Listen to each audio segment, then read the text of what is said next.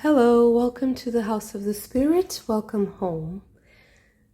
This is a reading for the sign of Cancer on how to manifest your dreams, how to make your dreams come true, Cancer. So, we are going to start with the Feline and the Bodacious Bodak with the Fairy Oracle cards. And the Feline is representing some kind of unfinished business, something that is waiting for you to look at it again and solve it so that you don't carry it around, something in the background. And it's interesting because both of these characters, they're looking sideways. So they're kind of peeking and looking over their shoulder, kind of suspicious. There's this aura of mystery and like unlocking something that is kind of stuck in the past. And the Bodacious Bodak is the saboteur, is about sabotage something, or someone is sabotaging your endeavors.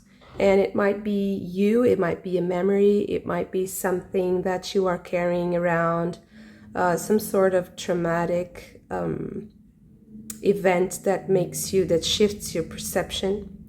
So I really feel like this is an invitation to reflect on something from the past in order to move forward.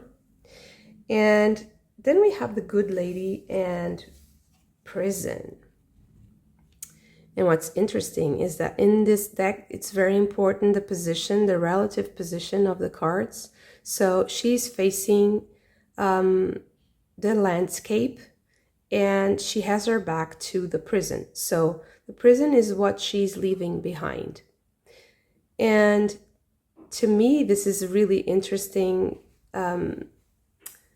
because it really matches the energies of the first two cards, because there's some sort of stuck energy in the past that you have to leave behind in order to move on.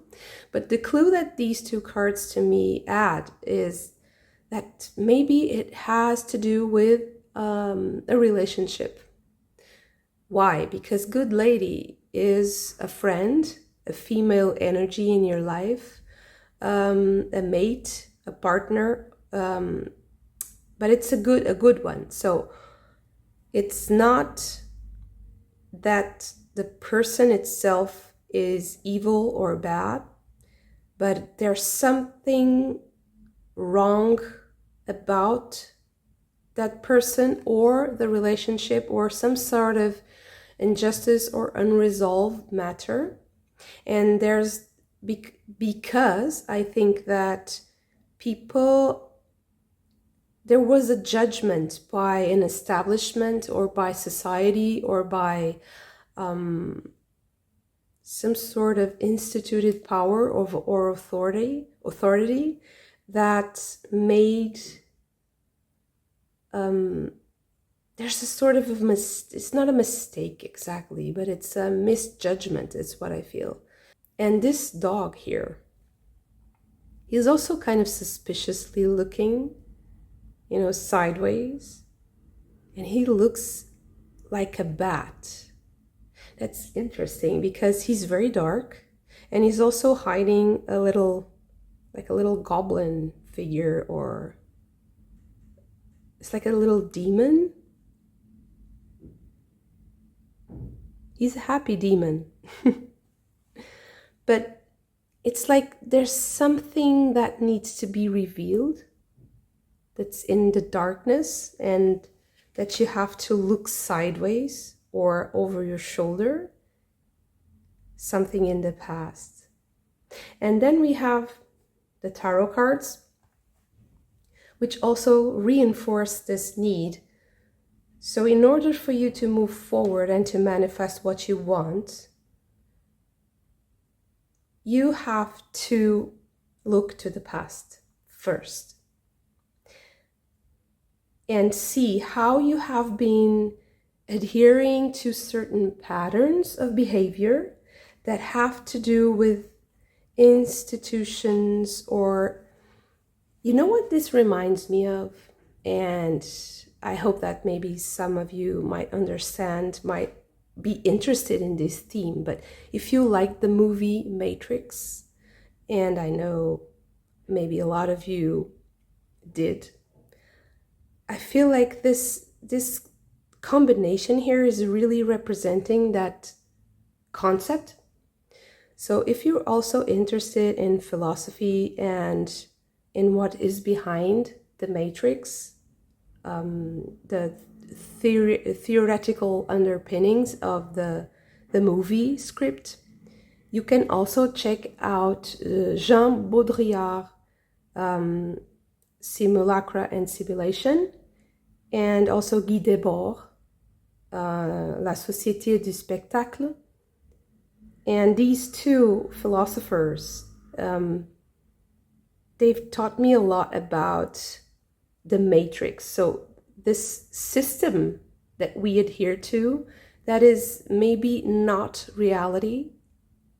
I mean, it's a hypothesis, right? It's a philosophical hypothesis that we are adhering to a system that is just a simulation, and that is not exactly true, and is not our direct lived experience. So we, as a group, a collective, have departed from living together and connected to each other and living direct experience, to living in what we think, we trick ourselves into thinking is direct experience, because actually we are just watching a screen. And did we really remember that? Did we really live that? Because our bodies seem to think so, like we are experiencing life through those technical means. But actually, is it really embodied, right? Is it really, really embodied wisdom? And I am talking a lot about this. I hope I haven't bored you. Because the rest of the cards are like a call into another dimension. We have adventure with the page of, the Knight of Pentacles. And we have the Eight of Pentacles with, the translation might be ordinary, like the ordinary things in life, the day-to-day, the common things, chop wood, carry water, and the appreciation of that moment into wisdom and turning it into a deep wisdom. And what I also feel like is very interesting is that these flowers match. So you go from a tree that has white flowers into a tree that has the purple flowers. And then you have this wise man who is amazed at the beauty of a praying mantis. And he has the innocence of a child. So this is what this card represents, is looking at things with the wonder of a child. So it's a lot about renewal, right? It's the Sun card. So it's a rebirth of sorts. And after this rebirth, it's a rebirth of your whole structure of reality. And I feel like it's a departure from that structure, because we also have adventure. The Knight of Pentacles is the card adventure, and it's a child. And it's a child that is wandering into the wilderness, but into the rainbow, into the dream. So it's a call, right? It's a call. Something is calling you forth into a new structure of reality, because this is too strict. It has to go, because it's a prison. And why it's also confirmed with this part of the reading of the fairies, because there's an unfinished business here. There's something that is unfair. There's something that is not correct, and that is sabotaging. Maybe it's self-sabotage, because maybe you felt like you weren't judged justly, that you were misjudged, that you were treated unfairly, and that makes you drag something along with you that is sabotaging you. And it's a prison. It's like a mental prison. And I feel like you have some sort of Anubis, like psychopomp relationship in your life. Maybe someone who kind of helps you in portals. Good lady, can be a good friend. It's an abundant friendship because you have all the fruits, you have the strawberries, you have the flowers. And it's a very fruitful relationship. So it's a good companionship that might help you through this portal so that you can leave this behind and have closure. And after you do that, the next step is to let go. So go with the flow and heal. So these two cards go very well together. They are very watery, just like you, Cancer. So water is a constant theme, has been a constant theme in your readings lately. So I guess there's something about being in the waves, letting yourself float, being near water, breathing water vapor, something about water, something about matching the vibration of water in order for you to heal. And there's also something about your hands. Maybe if you use your hands to heal yourself, some sort of movement with the hands. It can be dance, it can be gesture like mudra, or it can be healing like pranic healing, like Reiki and stuff like that. All kinds of therapy that also involve water. So going with the flow and healing is the step that is needed for you to manifest your dreams, because I feel like in order for you to manifest right now, you have to pull yourself out of some involvement with a vibration that is really not working at all. That is a prison. And that prison is really, the crocodiles are circling. So it's the fear and the reptilian brain constantly being activated. It makes you feel stuck in a cycle that is endless. And it also makes you dependent on institutions that are imprisoning you, maybe, if it resonates. Institutions, relationships, whatever. But although this is the obstacle, this is the challenge, I feel like it's not that. There's no blocking. There's nothing blocking you from healing. There's really nothing stopping you but this structure. And this structure is just, it's actually really easy to rebuke. It's easy to challenge. It's easy to disassemble. It's something that's not very, how do I say? It's kind of fragile, actually. And this is the Queen of Swords, and the key word is morality. So, but it's a self-imposed morality. It's not really a divine morality. So, because it's thought, it's really easy to change your mind. It's very easy to change your mind. And if you achieve a certain level of truth towards yourself, if you cut to, the heart of the matter, it's very easy to change your mind and to free yourself from this bondage, because this is a prison, and it's a prison for your mind. This is actually a line from the Matrix. It's interesting. Is it a prison? It's a prison for your mind. But your body can release you from it.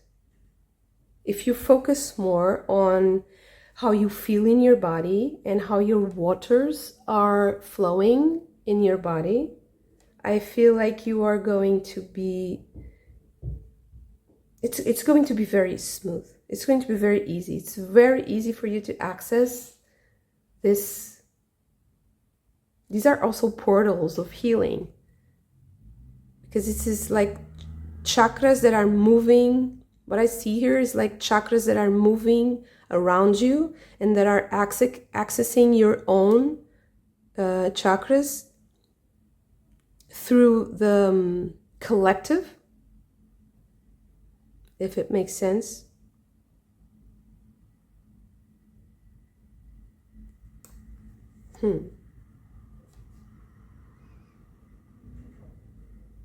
So relaxing, looking at your past with empathy and love and compassion might help.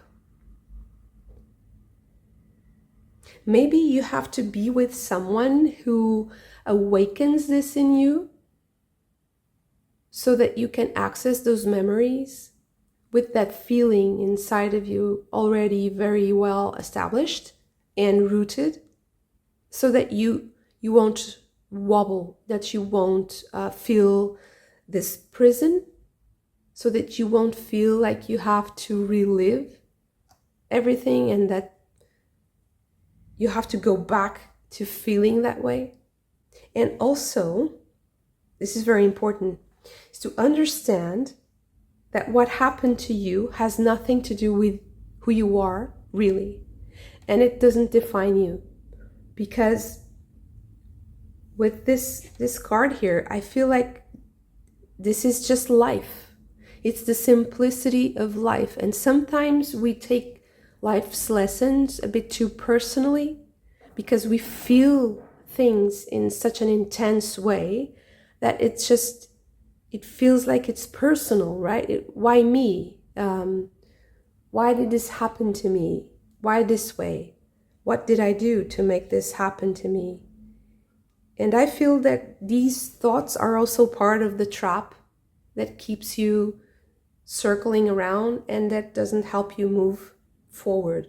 And one of the very important messages of this reading, and then I'll finish, is that whatever you want to manifest, it's very easy once you accept yourself, once you accept parts of yourself that are difficult.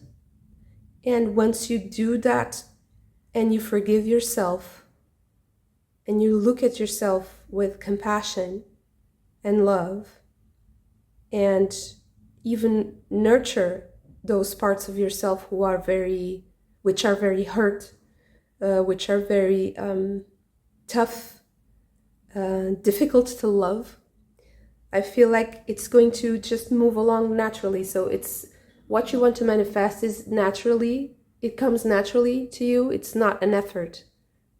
It's not supposed to be an effort. It's supposed to be completely effortless, completely, there's no resistance whatsoever. So it's just focusing on removing the resistance, because it's rooted in some unfinished business in the past. This is a beautiful reading, Cancer. And I am offering free personal readings until I reach my 100th subscriber. So I hope to get an email from you if you want to claim your free reading. Also, subscribe to the channel if you haven't already. Like and share the video if it resonated with you. And I hope to see you again very soon. Bye.